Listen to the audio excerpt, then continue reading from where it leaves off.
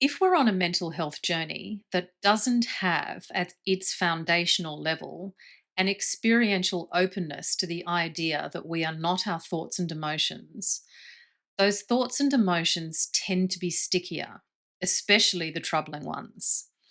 They hang around us, causing us distress. The real change agent, the transformative power, comes from penetrating very deeply and layer by layer, if necessary, into an awareness that we are not our thoughts and emotions. Troubling thoughts and emotions tend to dispel quickly in such circumstances, so that quick, deep transformation can happen. By aligning oneself to the truth that we are not our thoughts and emotions during any kind of mental health process, it's like turning to directly face the immense power of the beaming bright sun to dispel the damp fog of unconsciousness and difficult mental conditioning that may have engulfed and confused us. We align ourselves to this truth by questioning the truth and fundamental nature of our thoughts and emotions. Are they really true? What is their fundamental nature? Are they solid or are they transient? And there are multiple techniques to do this, some of which I teach in these videos.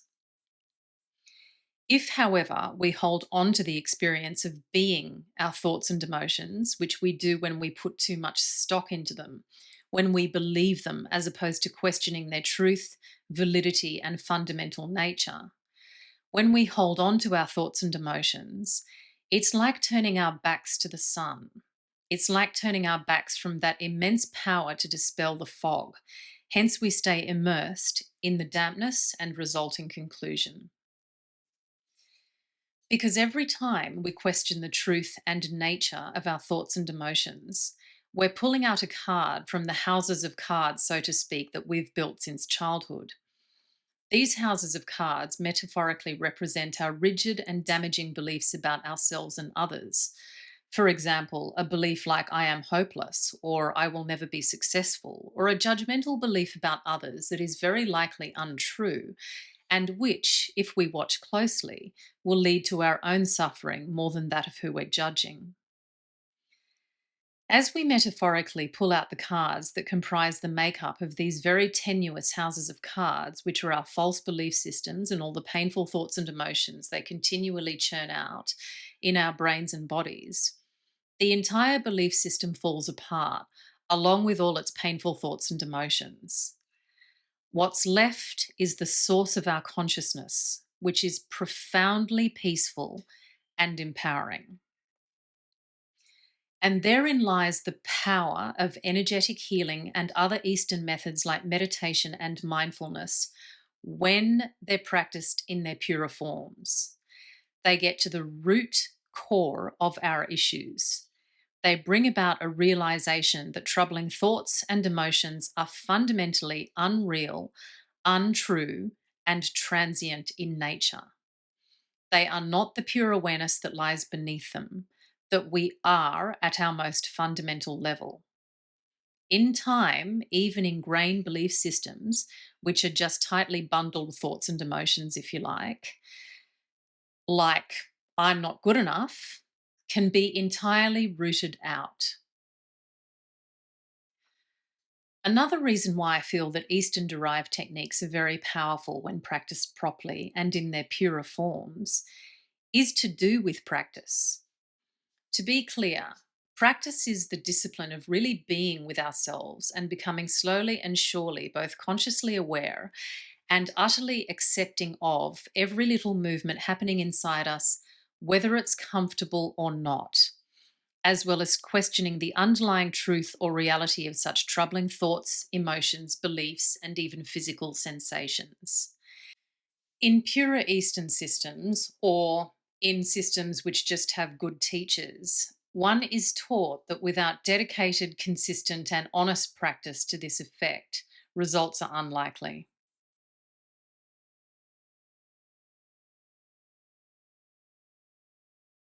The most fundamental difference between the two systems, East versus West, stems from how they each view subject, versus object. Western science holds that a subject, let's say me, can be observed by an object, let's say you, the observer. You and me are therefore two separate and independent entities. This is the root of the scientific method: observation, hypothesis, experimentation, and measurement. It's how empirically collected data can lead to a conclusion. Now, the Eastern view is that at the highest or most subtle levels of perception, a subject, me, and an object, you, are the same essence.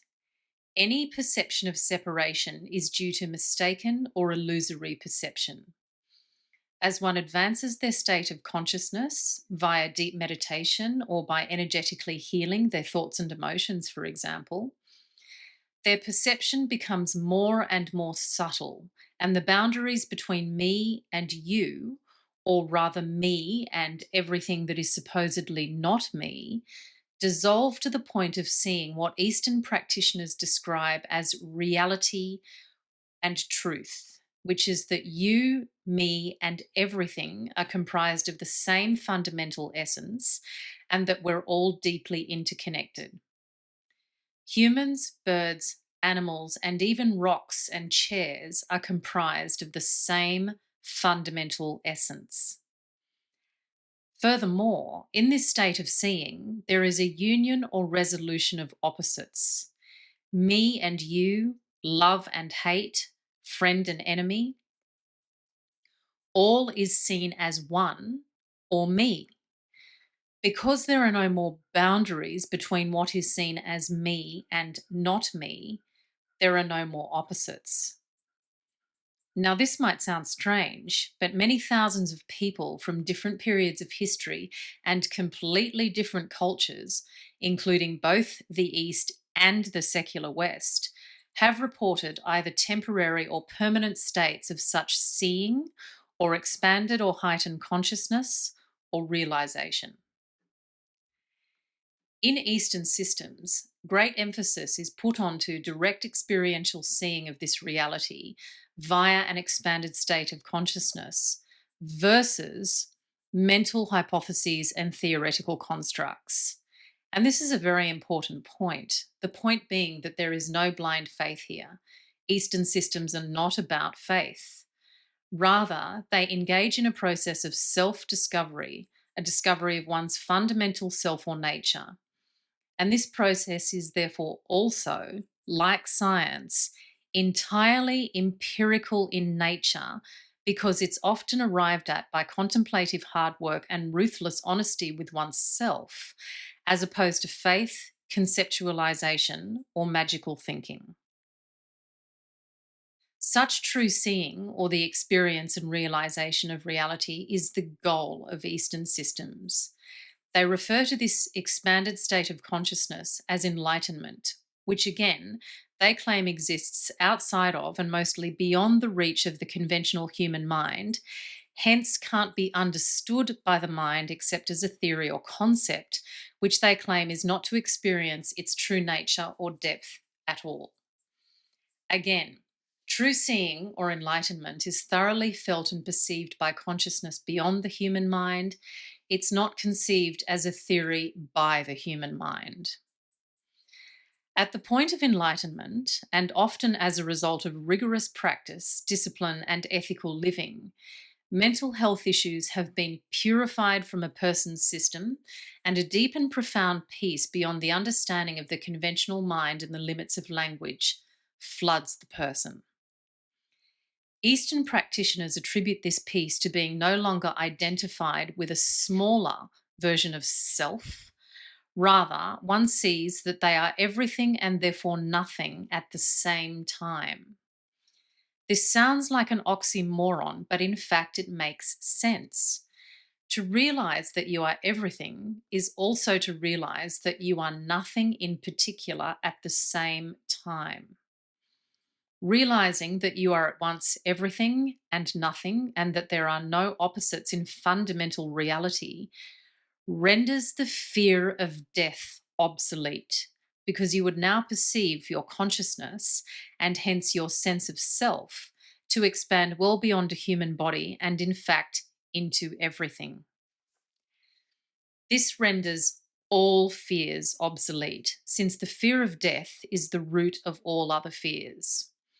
This loss of the fear of death and this disidentification from a smaller sense of self or a smaller me is what gives rise to feelings of profound and immovable peace, with mental afflictions mostly flushed from one's system.